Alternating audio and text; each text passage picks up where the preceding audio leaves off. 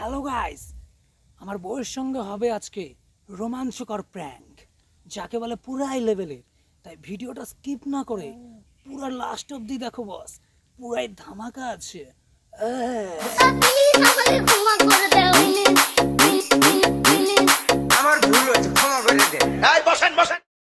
Hello guys, তো আজকে আমি তোমাদের জন্য নিয়ে এসেছি একটা পুরো ধামাকাদার ব্লগ। তো তোমরা সবাই কেমন আছো? আজকে এত কথা বলবো না, আমি আজকে এটুকুই বলবো যে আমি এই জায়গায় কিভাবে পৌঁছলাম। মানে একটা আলাদাই ব্লগ আসতেছে তোমাদের জন্য। সঙ্গে থাকো এবং দেখতে থাকো দ্য অটোবায়োগ্রাফি অফ ঢং মিডিয়া। তো বস, ভিডিওটা না কেটে পুরোটা দেখো। তো গাইস, প্রথমে আমি 2-3 জন ট্যালেন্টেড এবং মেধাবী বন্ধুকে নিয়ে কাজ শুরু করি। তো তাদের অভিনয় এত ভালো ছিল, মনে হতো কোনো টলিউড বলিউডের কোনো প্রফেশনাল অভিনেতার অভিনয় দেখছি। আর কন্টেন্ট সে তো ভালো ছিলই।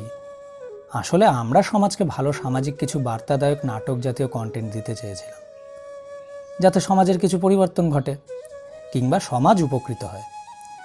যদিও এই সামাজিক ভালো কন্টেন্ট করার ব্যাপারে আমার থেকে আমার বন্ধুদের আগ্রহী ছিল শতগুণ। বন্ধু, শিক্ষা আনে চেতনা, আর চেতনা আনে বিপ্লব। হাতের বন্দুক ছেড়ে দিয়ে কলম ধর, বিপ্লব আমাদের আনতেই হবে। আর এইভাবেই প্রতিনিয়ত শিক্ষামূলক রুচিশীল নাটক আপলোড করতাম। কিন্তু বিশ্বাস করুন, এই সোশ্যাল মিডিয়াতে সেগুলো চলতো না। ভিউজ আসতো সেই 50-100টা, লাইক 8-10টা, আর কমেন্ট সে অফলাইনে পেতাম দেখা হলে। সমাজের বুদ্ধিজীবী রুচিশীল মহলেরা দেখা হলে বলতো, খুব ভালো হচ্ছে, চালিয়ে যা, তোরা ভালো করছিস।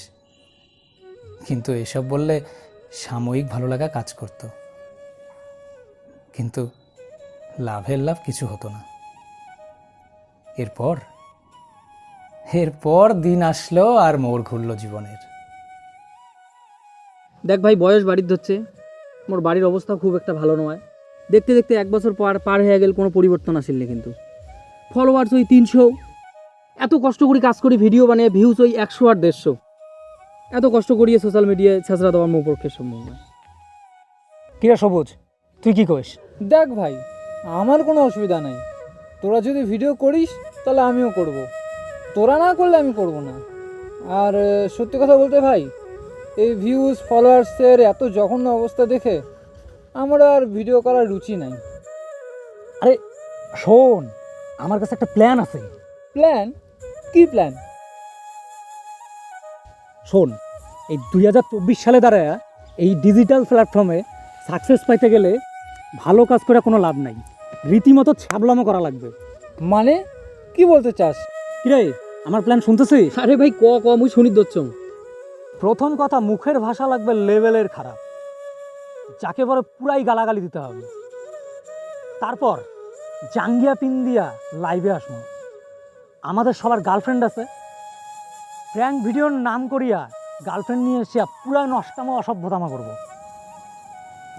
চ্যানেল হাইলাইট হইতে বাধ্য, রীতিমতো সেলিব্রিটি হয়ে যাব, বুঝলি?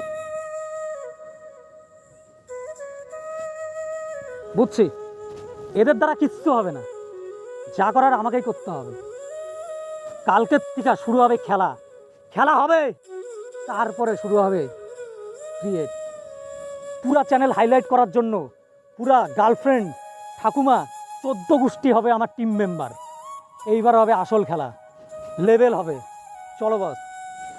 ও হ্যাঁ, একটা চ্যানেল খুলবো ইউটিউবে, নাম হবে ঢং মিডিয়া।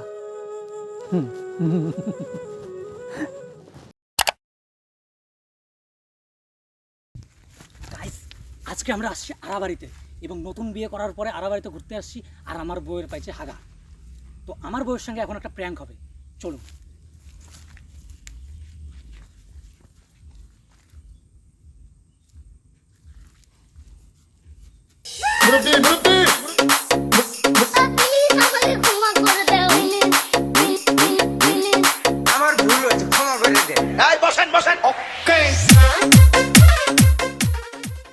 হ্যালো গাইস, আমার বউয়ের সঙ্গে হবে আজকে রোমাঞ্চকর প্র্যাঙ্ক, যাকে বলে পুরাই লেভেলের।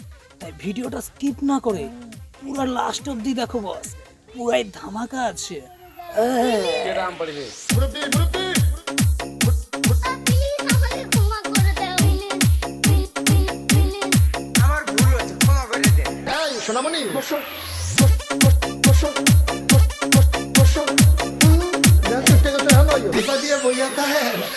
হ্যালো গাইস, আমি বললাম ঢং মিডিয়া, তোমাদের ঢং মিডিয়া। বলেছিলাম না আসবো, আগুন ধরিয়ে চলে যাব, আজকে পুরো ধামাকাদার হবে।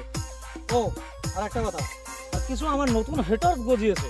আরে ভাই তুমি যে কি মনে করছো বুঝি, ঠিক আছে গাড়ি একদম তাড়াতাড়ি চিনিস, উত্তরবঙ্গের কন্টেন্ট ক্রিয়েটার, বেশি পারবি না। ও লাস্ট বার, কালকে নতুন ভিডিও আসছে, ঠিক আছে, পুরো ধামাকাদার ভিডিও, শেষ অবধি দেখবেন, কোনো স্কিপ করা চলবে না, ঠিক আছে, পুরো ধামাকা হবে। কন্টেন্ট ক্রিয়েটার একমাত্র উত্তরবঙ্গের একমাত্র কন্টেন্ট ক্রিয়েটার।